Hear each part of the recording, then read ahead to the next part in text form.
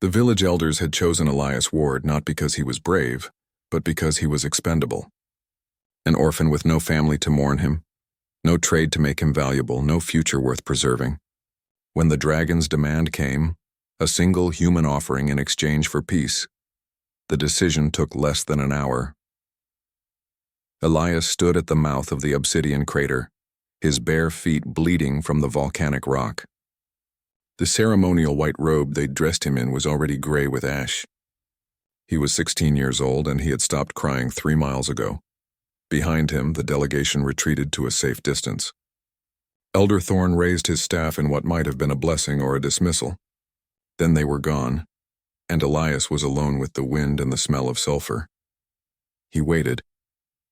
The dragon came at sunset, when the sky turned the color of molten copper. Lord Velric descended from the volcanic peaks with wings that blotted out the dying sun. Each beat sent tremors through the ground. The creature was impossibly vast, scales like midnight given form, eyes that burned with an intelligence older than human civilization itself. Elias did not run. There was nowhere to go. The dragon landed with the precision of a surgeon, claws gouging perfect furrows in the stone. Steam rose from its nostrils as it lowered its massive head to study the boy.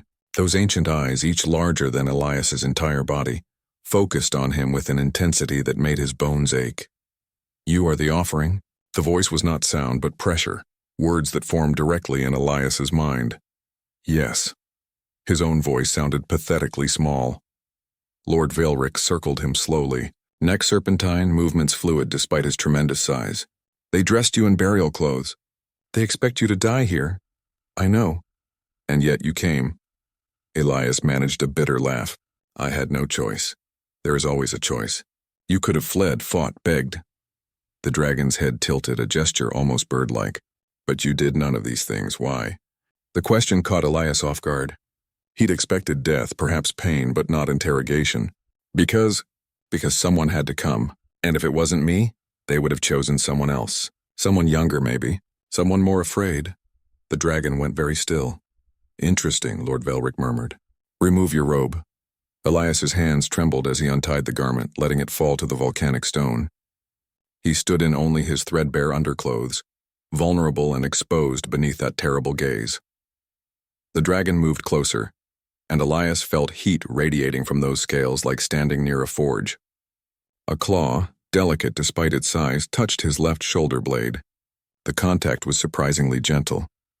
Then Lord Velric inhaled sharply, a sound like wind rushing through a canyon. "Impossible," the dragon breathed.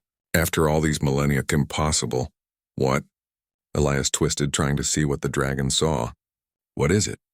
"The mark of ancients, born into your very flesh."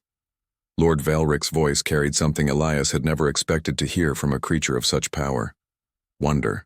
"Tell me, boy, what do you know of your parents?" "Nothing. I was left at the church as an infant." "Left?" "Yes, you would have been." The dragon withdrew, began pacing in a circle around Elias. "They would have had no choice. To protect you, to hide you from those who would see the bloodline ended. I don't understand. The mark you bear is not mere decoration, child. It is a genetic signature, encoded in your DNA by beings who walked these stars before your species learned to make fire. It identifies you as royalty among the inherited peoples." Elias stared. That's insane. I'm nobody. An orphan from a mining village. You are the last descendant of the sovereign line." Lord Velric's voice was absolute.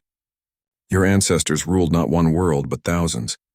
They built the star roads and taught the young races the secrets of void travel. Their empire spanned this entire galactic arm." The words made no sense. Elias shook his head. "If that's true, where are they?" "Where is this empire?" "Gone. Fallen in the War of Dissolution 5,000 years before your recorded history began. But the mark remains, carried dormant in certain bloodlines, waiting for the genetic lottery to express it fully." The dragon's eyes gleamed.